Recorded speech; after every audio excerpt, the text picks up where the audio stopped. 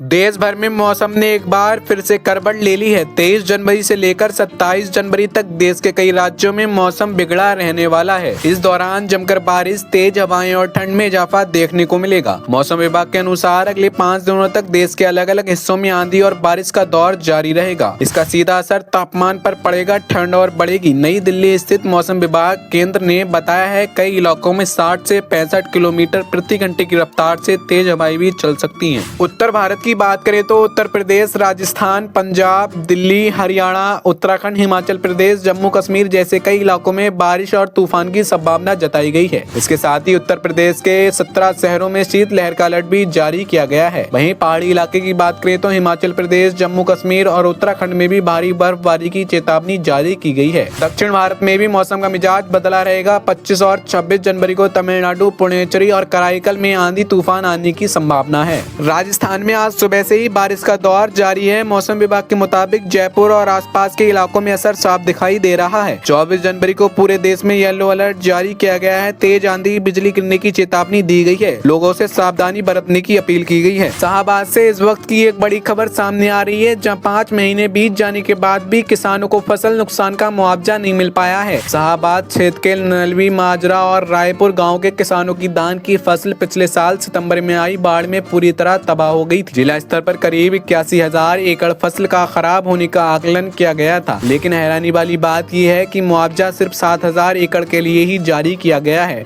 बाकी नुकसान को कथित तौर पर पोर्टल से हटा दिया गया है, जिससे किसानों में भारी रोष है। आज किसानों ने पटवार भवन पहुंचकर प्रशासन के खिलाफ नाराजगी जताई और चेतावनी दी कि अगर एक सप्ताह के भीतर मुआवजा नहीं मिला तो वे नलवी ठोल रोड को जाम करेंगे। किसानों का आरोप है कि मुख्यमंत्री द्वारा दीपावली से पहले मुआवजा सीधे खाते में डालने की घोषणा की गई थी, लेकिन ये घोषणा अब तक सिर्फ कागजों तक ही सीमित रह गई है। किसान नेता तारा सिंह, जसबीर सिंह और गुरुबख्श सिंह का कहना है कि अगली फसल की बुआई हो चुकी है। कर्ज लगातार बढ़ रहा है और मुआवजा न मिलने से किसानों की आर्थिक हालात और खराब होती जा रही है। अब सवाल ये है कि क्या प्रशासन किसानों की इस चेतावनी को गंभीरता से लेगा और क्या वाकई किसानों को उनका हक मिल पाएगा। अचानक बढ़ते तापमान ने किसानों की चिंता बढ़ा दी है। जनवरी के माह में ही अधिकतम तापमान 22 डिग्री सेल्सियस तक पहुँच गया है, जो गेहूं की फसल के लिए अनुकूल नहीं माना जा रहा है। कृषि वैज्ञानिकों के मुताबिक इस समय गेहूं की फसल के लिए अधिकतम तापमान 16 से 17 डिग्री और न्यूनतम तापमान 4 से 5 डिग्री सेल्सियस होना चाहिए। लेकिन तापमान में आई इस असामान्य बढ़ोतरी से फसल पर प्रतिकूल असर पड़ने की आशंका जताई जा रही है। वैज्ञानिकों का कहना है यदि तापमान इसी तरह बढ़ता रहा तो गेहूं की बाल समय से पहले निकल सकती है। इससे दोनों का भराव सही ढंग से नहीं हो पाएगा, दाना कमजोर रह जाएगा और सीधा असर पैदावार पर पड़ेगा।